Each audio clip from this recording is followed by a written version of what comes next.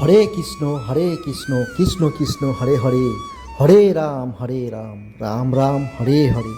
নমস্কার বন্ধুরা, সিজাস লাইফের আর একটা নতুন ভিডিও আপনাদের সকলকে স্বাগতম। আজ আমাদের এখানে মহাপ্রভুর বাৎসরিক উপলক্ষে মহাপ্রভুর হরিনাম সংকীর্তনের আয়োজন করা হয়েছে, সেই সঙ্গে মহাভোগেরও আয়োজন করা হয়েছে। তো চলুন আজকে আমি এই ভিডিওর মাধ্যমে আপনাদেরকে দেখাবো আমাদের ওখানে কিভাবে মহাপ্রভুর হরিনাম সংকীর্তন এবং ভোগের প্রস্তুতি হচ্ছে।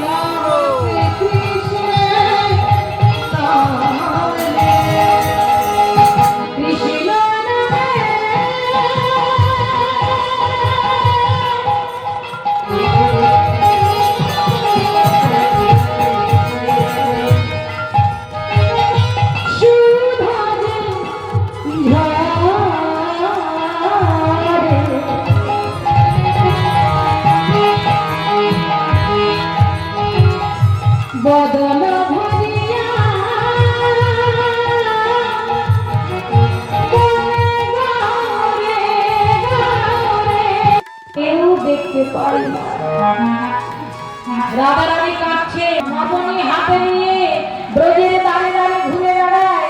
সবাইকে জিজ্ঞাসা করে, ওগো তোমরা কি আমার গোপালকে বেঁধে রেখেছো? আমার গোপালকে ছেড়ে দাও না, আমি তোমাদের কথা দিচ্ছি, আমার গোপালকে তোমরা ছেড়ে দাও। আর আমি তোমাদের কাছে ক্ষীরসারমণি চুরি করতে দেবো না, ওকে আমি আটকে রাখবো। আমার গোপালকে একবার ছেড়ে দাও। সবাই পাগলের ন্যায় কাঁদছে, আর ওদিকে সুদামা, তার অবস্থা কেমন বাবা? যেদিন থেকে কৃষ্ণ চলে গেছে সেই দিন বলে, কইতেই গো অঙ্গীকার করতে হবে, কৃষ্ণ অঙ্গীকার। আজ আমার রামের রাজ্যাভিষেক, বাচ্চা আমার না খেয়ে কখন থেকে অপেক্ষা করছে। বেশ, ওইকেই আমি রাজা দশরথ, আমি রামের নামে প্রতিশ্রুতি করে বলছি, তুমি যা চাইবে আমি তোমায় তাই দেব। যখনই মহারাজ এমন করে বলেছে, ওইকেই বলে উঠলেন, মহারাজ তাহলে শুনুন, আমার প্রথম পরে ভরতের সিংহাসন, আর দ্বিতীয় পরে রামের 14 বৎসর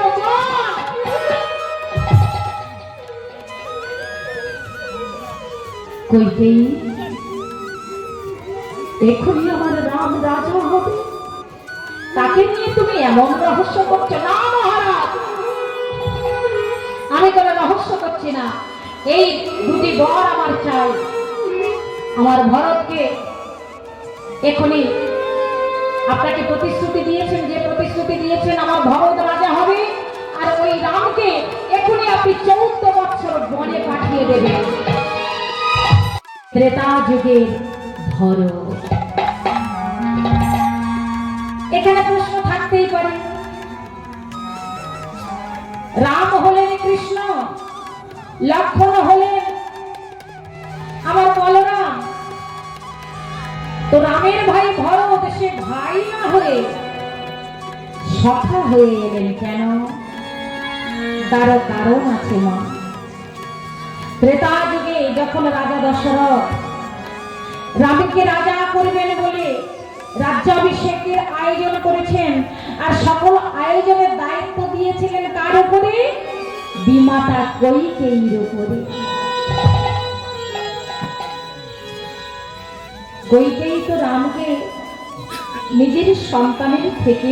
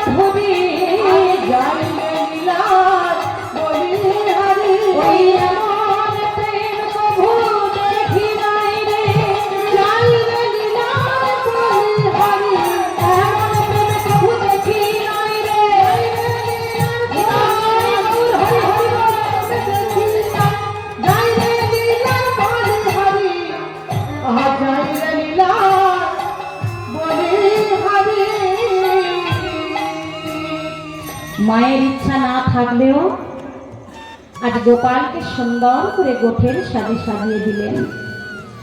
বলরামকে বললেন, বলাই এই নেই খিরসার নবনী নেই, ভাইয়ের খিদা পেলে খাইয়ে দিস কেমন? আর শোন, ভাইকে চোখে চোখে রাখবি, ভাইয়ের যেন কোনো কিছু না হয় বাবা। বলাই বললেন, মাগো আমি থাকতে কানাইয়ের কিছু হবে এমন সাধ্যি কার আছে? তুমি কোনো চিন্তা করো না, আমরা কানাইকে সবাই ঘিরে রাখবো। মা যশোদা যখন আদেশ দিয়েছে তখন কানাইয়ের আনন্দ আর ধরে না।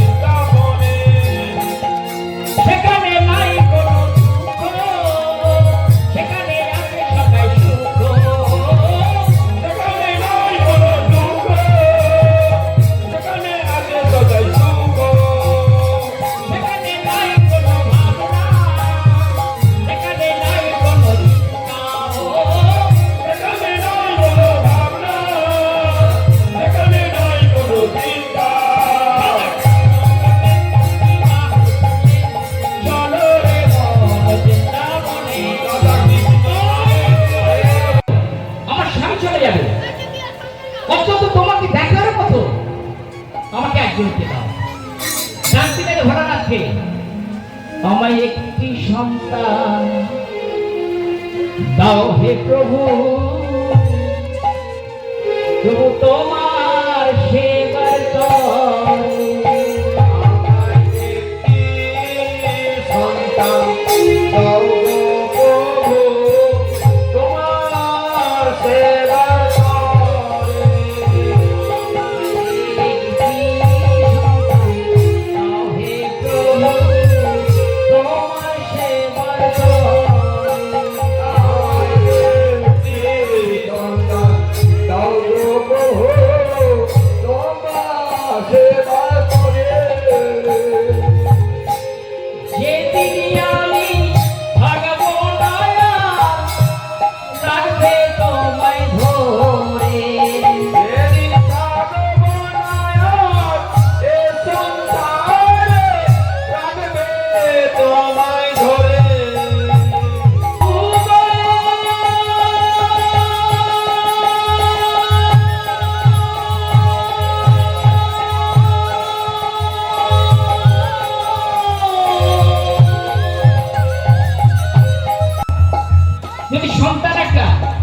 দীর্ঘ 10 বছর 12 বছর পরে যদি সন্তান আসে, সে কন্যা হোক আর পুত্র, মনে মধ্যে একটা কত আনন্দ।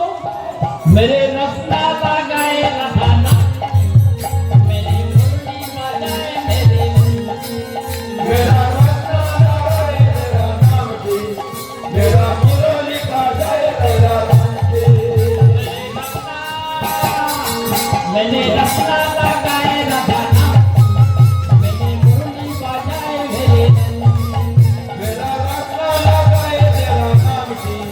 तेरा मुरली बजाए तेरा बंसी आगे आगे राधा मेरे पीछे पीछे राधा आगे आगे राधा मैं पीछे पीछे राधा आगे आगे राधा मेरे पीछे पीछे राधा आगे आगे राधा मैं पीछे पीछे राधा तबुओ তোমায় আমি ভালোবাসবো তবুও তোমায় কিন্তু গঙ্গাজল তুলে নিয়েছে বিল্লপত্র চয়ন করে নিয়েছে ওই কৃষ্ণা নদীর তীরে একটা বিশাল শিব মন্দির ছিল ওই শিব মন্দিরে এসে শিবের মাথায় ওই বিল্লপত্র আর পবিত্র গঙ্গাজল দিয়ে ভোলানাথকে রাখতেন প্রভু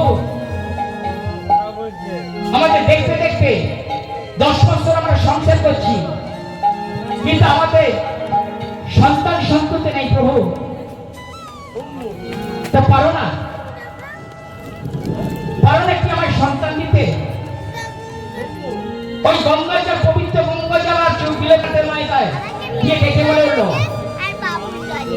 ও নমঃ শিবায় ও নমঃ শিবায় ওম নমঃ শিবায় ওম নমঃ শিবায় ওম নমঃ শিবায় ওম নমঃ শিবায় ওম নমঃ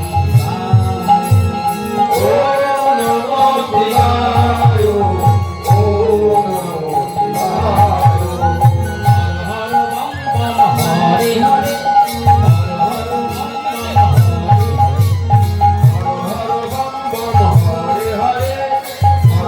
শিবায়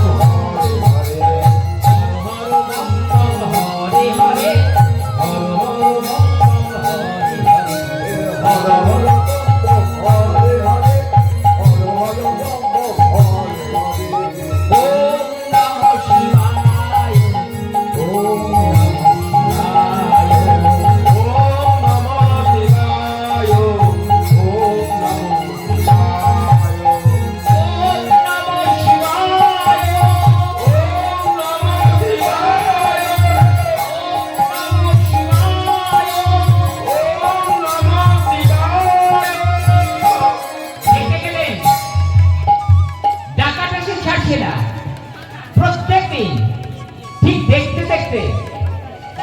যখন 12টা বছর হয়ে গেল তবু ভগবানের কৃপা হলো না ভোলানাথের কৃপা হলো না ঠিক দেখতে দেখতে মাগো ওই 12টা বছর পর ঠিক একদিন ফাল্গুন মাস ওই ফাল্গুন মাসে মাগো আমাদের শিবরাত্রি পুজো হয় না হয়তো শিব চতুর্দশী ঠিক শিবরাত্রির দিনে স্বামী গো আমি লোকের মুখে শুনেছি যে শিব চতুর্দশীর দিনে ওই ভোলানাথের কাছে গিয়ে যদি আমি প্রার্থনা করি ওই ভোলানাথ সেই ভক্তের মনোবাসনা পূর্ণ করে তাই বল হরি বল যে যাকে মানত করে কৃষ্ণকর গ্রন্থের কথা মনে করি কৃষ্ণকর বন্ধের কথা মনে করি মঙ্গলের চরিত্রের কথা মনে